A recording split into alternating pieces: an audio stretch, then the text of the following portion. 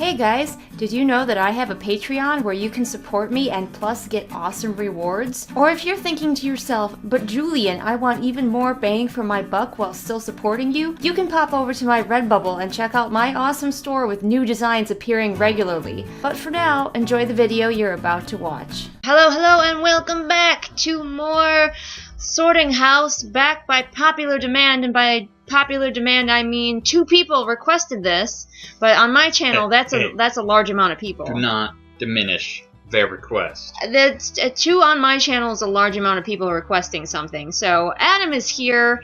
You may know him from chiming in occasionally on my read-along videos. He is here to find out what his Hogwarts house and Patronus and everything are.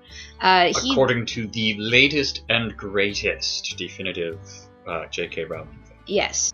As usual, we don't have a fancy setup, so if it bothers you to hear clicks and weird noises and animal sounds, then this might not be the video for you. But otherwise, welcome to the madness. Before we get started, Adam, what house do you view yourself as being in? I consider myself a Raverin.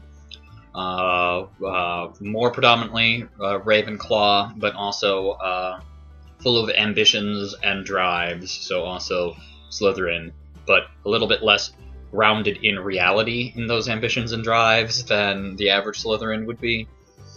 Alright, so now let's find out what Hogwarts house Adam is in. I'm running it, and he's kind of just sitting beside me, so we'll see how this goes. Awesome. Yeah, being awesome. Sorting hat, let's begin the experience. Okay, Adam. And each quiz is a little bit different because I think it changes up the questions, so he won't get the exact same questions as I got. So, moon or stars? The stars. He likes the stars. Yeah, that makes sense. I do, and I want to go to other ones. They're so pretty, and visit them and name them. It'd be cool. Alright. 4 goblets are placed before you. Which will you choose to drink? The foaming, frothing, silvery liquid that sparkles as though containing ground diamonds. Voting no on that one. I've had some bad experience with drinks like that. Oh, really? I don't even know what he's talking about, guys, but I could believe it. The smooth, thick, richly purple drink that gives off a delicious smell of chocolate and plums. This one's promising. I was gonna say, I feel this one for you already. The golden liquid so bright that it hurts the eye and which makes sunspots dance all around the room. Okay, this is again, I mean, it's the same drink, but it sounds, the first drink and the third drink kind of reference the same bad experience, so let's move on. This one makes me nervous, because, it's gonna give you it a reminds migraine. me of, the sunspots remind me of aura before you get a migraine, and I do not like that at all. And finally, the mysterious liquid that gleams like ink and gives off fumes that make you see strange visions. Mysterious black liquid. I am definitely going to go with the plum-flavored hot cocoa or the chocolate-flavored The wine. yummy-looking one. Yes. That's probably getting you. That's a Hufflepuff answer. You're going to be Hufflepuff. My prediction, he will be Hufflepuff. Okay. A muggle confronts you and says that they are sure you are a witch or wizard. What do you do? Ask them what makes them think so. That's a very Adam-y thing. Agree and ask whether they'd like a free sample of a jinx. That's fine. Agree and walk away, leaving them to wonder whether you are bluffing. Tell them that you are worried about their mental health and offer to call them a doctor. What'll it be, Adam? I'm mildly distracted by whichever of our cats just farted, but pet sounds and pet smells. Y'all can't smell the pet smells. Don't leave them with negative airtime, Adam. Tell them your thought process. Alright, so I like this, and if I was role-playing, like in a tabletop RPG, I would definitely respond with, ask what makes them think so. However, that's also a very, that response is in many ways a kind of, guilty response. And so if I was in real life and I was worried, seriously concerned about giving witches and wizards away, or seriously concerned about being burned at the stake, I wouldn't answer this. Although this one does turn it back on them, though. It takes it off of you and puts it back on them. just it's kind of a distract tactic. Like, what makes you think so? Back to you, and why do you think this? Versus like me and my potential guilt. I think I will go with it because it is a little bit more of a instinctual answer response. But I think if this was real life and I had like legitimate concerns about this person's accusation, I would react differently. Okay, so you going with this one? We can confirm. We can Okay. go with it. If you were attending Hogwarts, which pet would you take with you? All right, now you get to choose a pet. A tabby cat. Too many A allergies. Siamese cat. Even more allergies. He's not picking a cat, I'm pretty sure. A ginger cat. Fewer allergies. A black cat. Oh, I do like black cats. A though. white cat. A tawny owl. Too much vomit. A screech owl. More vomit. Brown owl. No. Snowy owl. Barn owl. Owls and cats, is that all you've got for me? No, the common toad. The natterjack toad. The dragon toad. The harlequin toad, which is probably colorful. Or our buddy, the three-toed tree toad, which is what I took. If you remember, if you have not watched my video where I get sorted, go watch it. I chose the three-toed tree toad. I named him Todd. Todd, the three-toed tree toad. He was my best friend. What will it be for you, Adam? We will go up one, and I really don't know what the difference between the other toads are. I'm going to assume it's colorful and go with the harlequin I'll toad. probably put a picture of it when I actually edit this. Like, I put a picture of the three-toed tree toad, which is, as we predicted, incredibly cute. I'm tempted to say dragon toad because it says dragon, but in reality, I think that's just a toad that's like a little bit more horny, It's like horny spiky. and spiky. Yeah. And like, I'd prefer a pretty toad. Okay, harlequin toad. Alright. A troll has gone berserk in the headmaster's study at Hogwarts. It's about to smash, crush, and tear several irreplaceable items and treasures. Oh man, I wish I had gotten this question. I've seen other people get this question, and I always wanted it. In which order would you rescue these objects from the troll's club, if you could? Alright, so you have to figure, I'm going to read them all and you have to figure out what order to put them in. A nearly perfected cure for dragonpox. Okay, so this is the order of Rather, them. I'm Yeah. tracking. First, you would say the nearly perfected cure for dragonpox, then the student records going back 1,000 years, and last, the mysterious handwritten book full of strange runes. Or, first you would say the records, then the runes, then the cure for dragonpox. The mysterious runes, then the cure, then the records. First the cure, then the runes, then the records. First the records, then the cure, then the runes. Or first the runes, then the records, last the cure. First, I would go with the runes, because that is the least replaceable. And then I think I believe if I was in Potterverse that I would be an exceptional potions person, and that if I could talk to the person who nearly perfected the cure, that I could help them replicate where they were and perhaps advance it. So then I will go with the student records and finally the nearly perfected cure for dragon. Okay, so this is the order that you wanted in, yeah? Yes. Runes, records, dragonpox. Indeed. That is not the order I would do it in, but Assuming, of course, that I am the wizard I imagined myself to be, who's an exceptional potions. I mean, he is a really good cook in real life, so I could see him being a potions guy. Okay. Given the choice, what would you rather invent a potion that would guarantee you love, glory, wisdom, or power?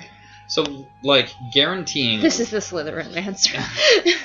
Guaranteeing love is... I mean, Slytherins are ambitious, but what is their ambition? Is their ambition to be Well, to be they're loved? often Is their often ambition to be- associated with power, though. I know they're generically I don't like the genericness of the associations, because like if someone's ambition is to be the best movie star ever, the most famous movie star, they want to be the modern day Marilyn Monroe. That's not power. I mean, that's love. That's adulation. It is power. It is a kind of power. Well, I mean, I don't know. It's up to you to answer, but in most stories, a potion that gives you love is like a bad idea. But what would you go for? I would go for wisdom. Wisdom. Yes. Okay. Because guaranteed love, in my mind, is forced love, and that is no real Not love real love. at all. All right. Oh, okay. You get to do the superpower one. If you could have any power, which would you choose? Power to read minds, power of invisibility, power of superhuman strength, speak to animals, change the past, or change your appearance. Ooh. Read minds or change the past? I feel like you'd want to change the past because you're kind of obsessed with like mistakes you made in the past. Yeah, especially depending on how it works. We're going to go with it. I'm imagining that like I can relive moments of my past at will, and then like see how it changed things and go back, and then I could even be like, if I had a favorite moment in the past, just keep reliving it and doing it the same. But yeah, I like changing the past. That is. I mean, reading minds lets me change the present and future, but if I can just look back at the present from the future and change it anyways. All right, so left or right? Cheerleaders are always right. Going with right, even though you're left-handed? Yes. He was a cheerleader in college. As I predicted, Hufflepuff! Hufflepuff! You can't get away from the Hufflepuffiness inside you, dear.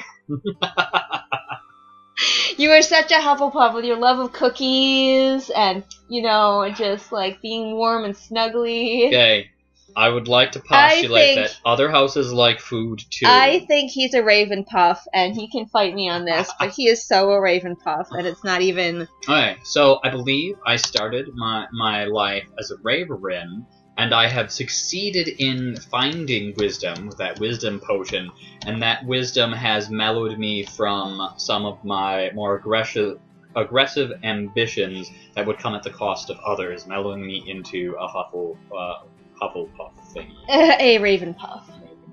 I mean, he is hardworking, but he's also incredibly easily distracted. Like, where I will put my head down, and like work, and he will work, but like also there's something over there that's like even better. He actually has ADHD. So like that, I feel like that's more of a Ravenclaw-y thing than a Hufflepuffy thing. But I knew some of the answers he was picking were very Hufflepuffy answers. Are you ready to discover your Patronus? Certainly. Okay. Although it is undoubtedly wrong, because my real Patronus is Cookie Monster. I mean, it will never get your real Patronus. I was surprised at what it gave me. So remember, you have to answer quickly. As quickly, with speed. Your first instinct, as quickly as we can, because we're still doing it on my tiny little slow laptop. So, but let's discover your Patronus. Discovering the Patronus. I wonder if we hum. I might need to random music well enough. If the algorithm would gig us. I might need to do something about like if it's gonna play music that we're gonna hear through the Hit the mute button. I might have to mute it. Okay. Here we are in the forest. Through the forest. Just going real slow. I'm sorry, guys. Patronus is a kind of positive force, a projection of the very things that the Dementor feeds upon: hope, happiness, the desire to survive. Well, that wasn't the question. Thank you, Winston. I'm sure you said it exactly the way he would have. Alright. Discover your Patronus. You can only discover your Patronus once. The questions are timed. Go with your instincts. I am ready! Okay.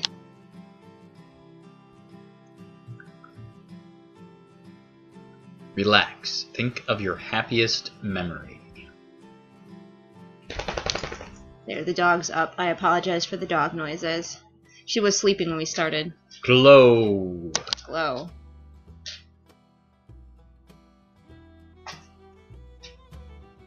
She could have stayed asleep for this whole thing, but no, she's awake.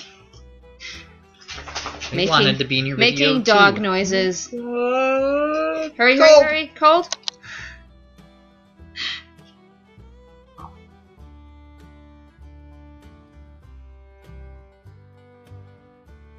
Wee! Whoa! Getting dizzy here, Forrest.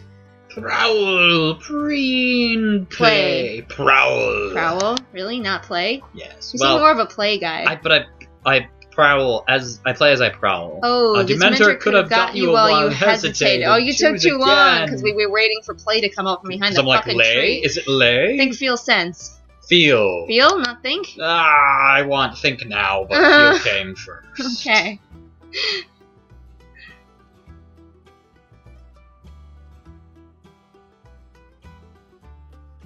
Why are you doing this? This is too graphically intense for So my that the poor, sad Dementors little get computer. us. Yeah, the Dementors are gonna fucking get us, because it's... I don't remember spending this much time flailing around in the trees. Lost or found. Pick one, pick. Found. I'm just emphasizing the found. You talk weird, so I wasn't Yes, I understanding that that's what that was going for. Read my mind better. Come on. I can't. Heart, spirit, and mind. Let's do hearts. Not mind? No. It's hid behind the tree too long. Yeah, because it's mind. It's like obscure.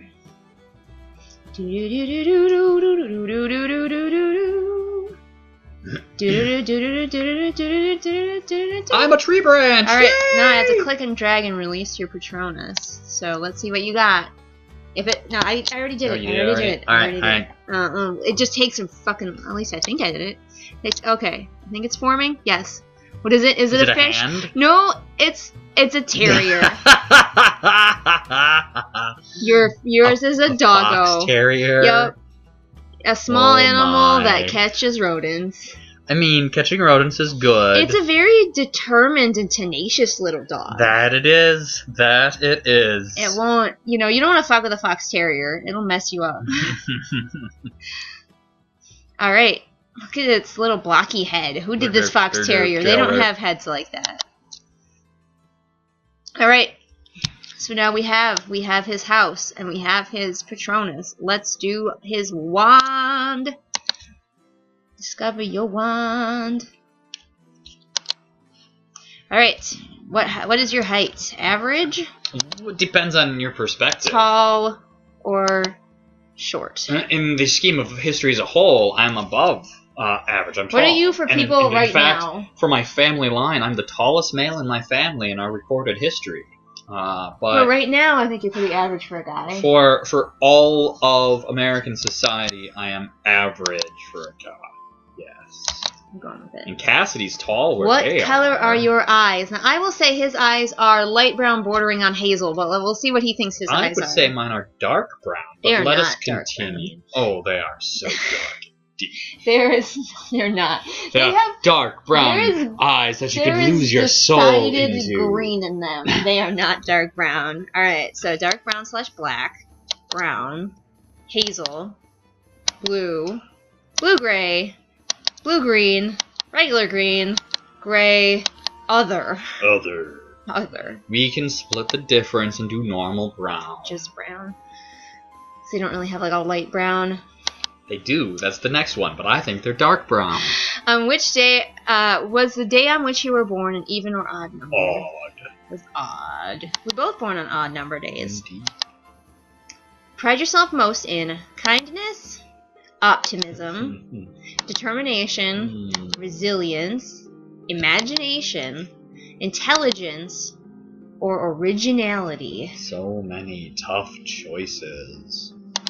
Kindness, optimism. He's very optimistic. That's how we work. I am not optimistic at all, and he is. That's how our relationship works. Who do I pride myself most on? Originality, imagination. You do have a good imagination. You think you're smart. It wouldn't be what I most pride myself on. Like it's between originality, imagination, kindness, or optimism. I'm leaning towards optimism if I was going to pick for you. I mean, I am very optimistic, but is that what I pride myself most on? Is it my I think, optimism that honestly, I'm most prideful of? If I was going to pick what you're most proud of, what you would be like, this is what I am the most, I would say originality. Because you're like, I'm weird, I'm quirky, I'm making a siege tower. Very well. I concur. I like that interpretation. Let us go with Okay. originality. Traveling alone down a deserted road, you reach a crossroads. Do you continue left towards the sea, ahead towards the forest, or right towards the castle? Ooh, I didn't know what castle was. Mine only had the forest and the sea, so you get a castle. I still would have headed to the forest if anyone's curious. Deserted road, alone. The image makes it look like it's dark out and nightfall. I would go, in that situation, I would go to the sea. The sea? If it was daylight and sunny, I'd go to the castle. I'm surprised that you're not just going to the castle. Always. doesn't make sense to go to the castle at night. The gates are closed. And Yeah, but there's like people to let you in. yeah, but All there's right. like a beautiful scenic midnight beach walk, moonlit beach walk. Eaten by a kraken. All right. What do you most fear? Fire, Oh. darkness, isolation, maybe small spaces, or heights. I know you're afraid of heights, but I don't know if that's what you most fear. This is like, is this metaphorical or real? You know, like It's both. because like, if like isolation is like the soul pain that I fear the most. He's an extrovert. But if you're looking at like real world things, like heights is something that my body responds. Okay, most we'll to. use the nightmare scenario that you did with me. You're having a nightmare. Is it scarier in your nightmare to be like completely alone, knowing that there's nobody around you ever, or that you're like going to fall from an extremely great height? I'm going to say it's weird. Like I've had a reoccurring nightmare when I was younger. It doesn't show up anymore, but it was actually me falling away from people I recognized. Oh, good grief! So both. Yeah, that's helpful. That's helpful. We will go with isolation. Which part of that unhelpful dream was the most scary?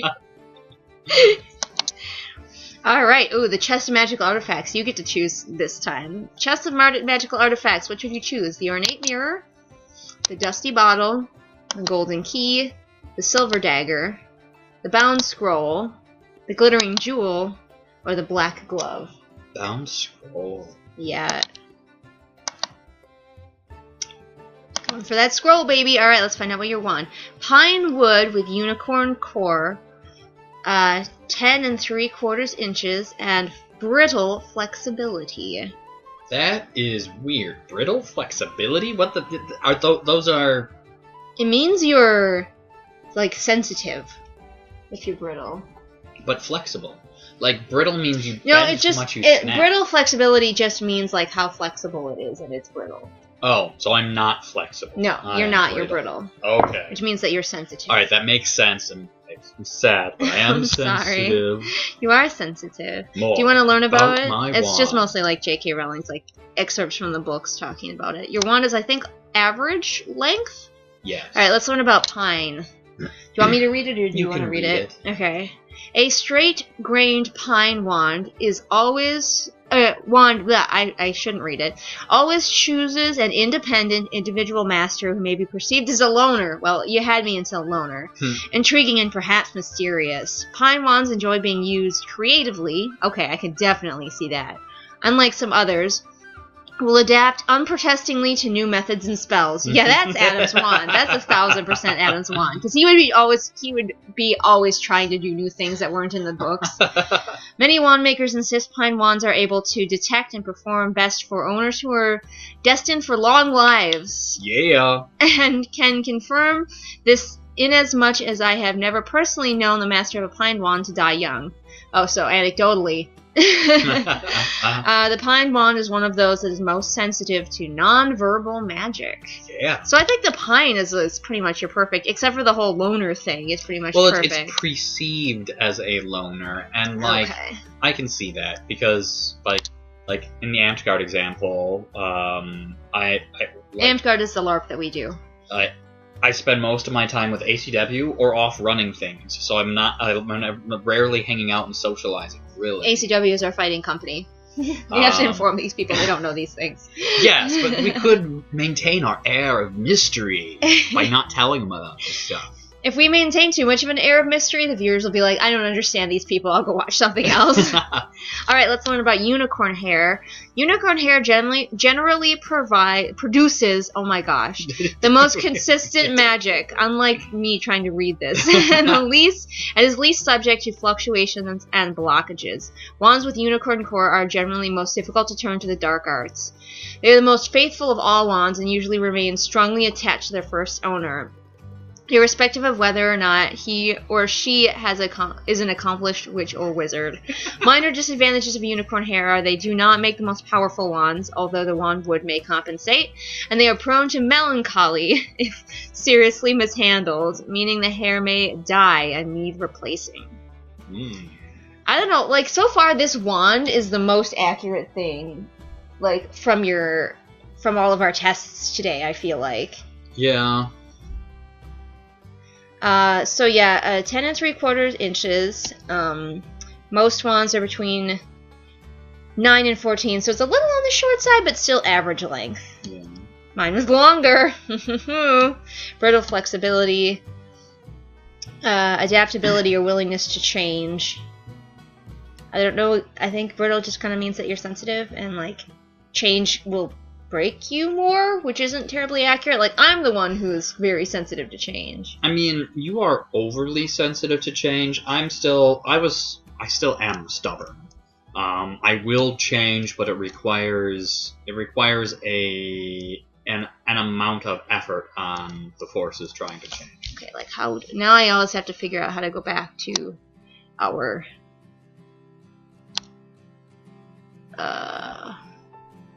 to find your Ilvermorny house. Adam doesn't have a Patreon to lock his Ilvermorny house behind, but he and I are both not going to say what my Ilvermorny house is, so you still have to go to my Patreon to find it out. Alright, so, Ilvermorny house. Are you prepared to not reveal mine, Adam? Certainly. I don't even remember what yours was. Cool. Alright, do you prefer to remember or experience? You remember a lot, but I don't know if you prefer it. I think I prefer to experience, because my memories are often remembering the negatives that I need to improve upon in my next experience. Where would you least like to find yourself? Imprisoned alone in a silent dungeon. But silent dungeons are cool. Locked in a crowded cage, standing room only. That's mine. Reminds me of my military days. Yeah. On the dock, the dock, in court, accused of a crime you didn't commit. On the deck of a ship as a tidal wave comes over the horizon. Trapped in the attic as the house burns below you. On the rope bridge fraying over the canyon. On the rope bridge. Lost in the forest at night, eyes staring at you through the dark. Which would you least like to find yourself?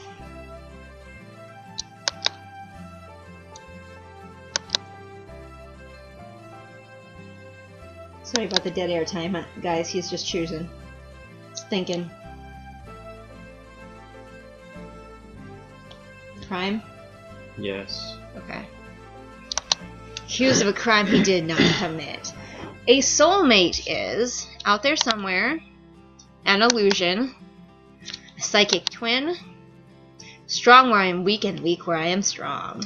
So it is either the second one, an illusion, because I don't think soulmates in the classical sense exist. Yeah, none of that, like, you're my other half shit. It is my opinion that with the right work and commitment, there are a large number of people that can work exceptionally well with you. So I'm also tempted by strong where I'm weak and weak where I'm strong, because that you found someone that did complement you, even though they're not the singular soulmate. And this one doesn't preclude that there are multiple soulmates. It just says that if you find one, this is how they are. So I would say an illusion is the initial answer for those who are lacking understanding. But I will go with this one as the someone who truly understands knows that a good complement is someone who is weak where you are strong. Which is honestly how our relationship works, because we are sort of an opposites attract couple, so that's how we work. We fill in the blanks. What would you least like to lose? Reputation, health, luck, dreams, love, hope. Ooh. In America, I feel like health should always be the answer, because all of these other things go down the tubes when you lose your health in America. I'm already losing my health, though. Not that bad, guys. Don't panic. It is either. No, I'm just getting old and decrepit. Yeah, he's not, like, dying of anything. It would either be hopes or dreams, which, like, the two of them are so similar. Like...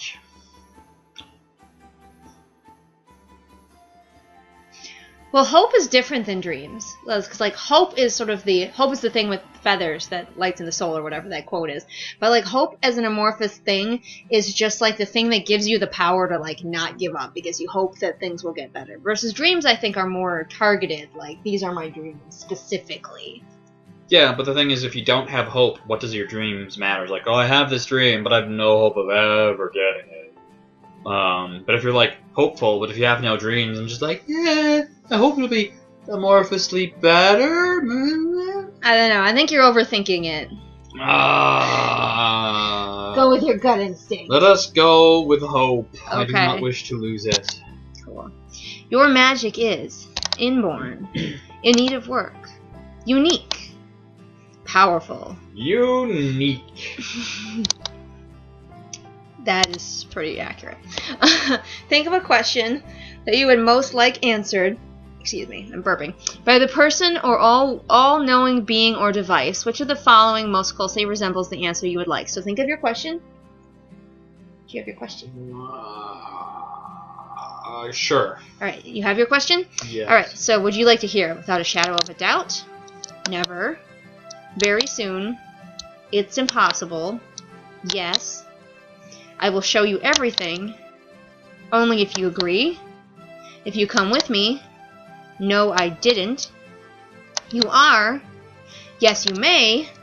Only once. If you want to. Forever. And not for many years. If you come with me. Alright, so now that you've told us what the answer is, what was your question? It was a little bit amorphous, but it was like, will we ever reach the star? This is kind of a general summation. Okay, so you want to meet that being that, well, like, possibly an alien who's like, come with me. Let us go to the stars and take humanity with us. Why? Why not? Because I want to. Stupid question. We may never know. Why not? Yeah, that was my first instinct for you. You can rescue a baby. Rescue a baby. Why did I not get these questions? Or the only bottle of a potion that could save... Oh, it's the trolley problem. 1,000 lives. Which do you save? The baby, the bottle only might save 1,000 lives. Or the bottle, the chance of saving 1,000 lives is too important to miss. I do wish to know more about this, because this is like, which 1,000 lives are we saving? Well, you know, you don't get it. You're not supposed to go deep into these kind of questions. You're just kind of supposed to go with your first. 1,000 lives. Fuck that baby. Alright. Thunderbird, you are in Thunderbird House. Yay. Yay? I don't know. I think it's adventurers. It's not letting me, like, scroll down. Oh, more about my house. Here we go. I'm sorry if you can hear Kinchi meowing in the background. Named by Chadwick Boot, who sounds like a white person. I'm named after a boot. This is very white. All of this is very white. You guys know I have problems with the Ilvermorny and the whole American Houses thing. After his favorite magical beast, the Thunderbird, a beast that can create storms as it flies, the Thunderbird house is sometimes considered to represent the soul of a witch or wizard. It is also said that Thunderbird favors adventurers. I do like adventures. Thunderbird is kind of low-key the Gryffindor of the American houses. Not completely, but a little bit. It's done a little bit better. Instead of them being jackasses with everybody around them, they go off on their own somewhere weird. Oh, we're gonna get jackass. Gryffindors are gonna come for us, honey. They're gonna come for us. They're like, we are not jackasses. Slytherins are jackasses. Shut your fucking whore mouths. You are no more nor less a jerk than some Slytherins. Every house can be a jerk. We just all do it in different ways. If a Gryffindor is a jerk, it tends to be overt physical bullying. If a Slytherin is a jerk, it tends to be more sniping and mental bullying. And I don't know how Ravenclaws are jerks, because J.K. Rowling can't be arsed to, like, give personalities to the other houses, really, within the text. I mean, it depends on, like, Cedric Diggory, is that right? Did I say their name right? Cedric. He was a Hufflepuff. Cedric. Oh, I thought they were a Ravenclaw. No, he was a Hufflepuff. Oh, well, if he's like the only Hufflepuff who gets a personality. If they were a bully, they would bully physically. That's true. Hufflepuffs, if they were bullies, Hufflepuffs seem the least likely to be bullies. But if they were, like Hufflepuffs, I think would be more likely to be like a Fred or a George and like do a trick on somebody as a bully. Now, see, I think Hufflepuffs, because they're so thought of as so friendly and everything, I think Hufflepuffs might bully by being cliquey, by being like, you can't be in our group, by like excluding someone. Well, I was more thinking like, my grandma, oh, you keep eating all my chocolates? Well, now I've mixed X-Lax with my chocolate. Here's a treat. No. They would bully like, oh, no, I haven't. They would bully like the stereotypical mom, like, why haven't you called me? Don't you love me anymore? They would be very passive-aggressive bullies. That's how Hufflepuffs would bully. 100%. I think Ravenclaws would just be like smarty pants and just be like, I'm too smart for you, don't even talk to me. I think they would be superior in their bullying. So kind of verbally snipey like the Slytherin, but more elitist about it. Yeah. Hoity-toity. Yeah.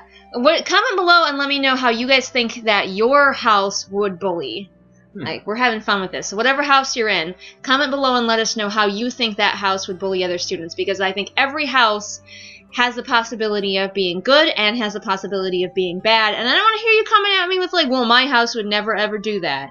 Because even though all Gryffindors are good guys in J.K. Rowling's book, she did show that some Gryffindors will bully people. So go ahead and comment below and let us know. Otherwise, thank you so much for tuning in. Now, Adam doesn't have a Patreon, but all the donations that go to my Patreon go towards getting me better equipment, which means that I don't have to spend money out of our bank account that we share, and he likes that. So feel free to go support me over on Patreon, where you get a bunch of exclusive content that is only for patrons. Regular viewers do not get to see it. Over there, you can find out what my Ilvermorny house is for as little as $1 a month. Just $1 every month. Plus exclusive content. As you guys know, I post new videos Mondays and Fridays. All the links to my social media are in the doobly-doo for ease of your clicking. And we will see you again next time with whatever it is we're doing next time. Bye! Hasta luego! He never says goodbye like a normal person. I did once. One time. Well, what do you know? It's shout-out time again, and I have a new patron to shout out for you all. Their name is Alyssa, and I welcome them to our patron fold. Now, normally when I have a new patron, I like to do a special shout out for any channels or blogs or anything that they might run, but Alyssa doesn't really have that, so I'm just gonna say Alyssa's cool. Thanks for supporting me. And of course, I need to shout out my other patrons: Amanda, Ashley, Celia, Kim, Lisa, Ramona, Sabby, Panda, and Sarah. And if you want to be great like these amazing people, then become my patron over on Patreon.